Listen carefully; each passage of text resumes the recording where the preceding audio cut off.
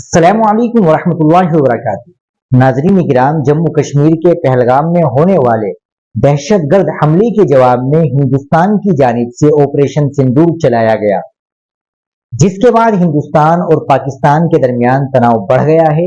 इस हमले के बाद मुल्क भर से रद्द अमल सामने आ रहा है। दिल्ली की जामा मस्जिद के साबिक शाही इमाम सैयद अहमद बुखारी ने पहलगाम हमले की सख्त मजम्मत की।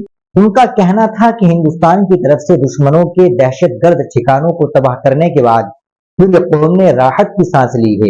मौजूदा शाही इमाम अहमद बुखारी के बेटे शाबान बुखारी ने ऑपरेशन सिंदूर पर कहा, घुसकर मारा, सबक सिखाया और दहशतगर्दों को मिट्टी में मिला दिया। इस दौरान अब शाबान बुखारी के बेटे अरीब बुखारी का एक वीडियो मंजर आम पर आ रहा है, जिसमें वो कहते हैं, कश्मीर में जो कुछ भी हुआ उससे मैं बहुत दुखी हूँ। इस्लाम हमें दहशतगर्दी नहीं बल्कि मोहब्बत और उखुवत सिखाता है। जो दहशतगर्द है वो कभी मुसलमान हो नहीं सकते। ये वीडियो अरीब बुखारी ने अपने इंस्टाग्राम के अकाउंट पर शेयर किया और उनके वालिद शाबान बुखारी ने भी इसे अपने इंस्टाग्राम पेज पर पोस्ट किया है।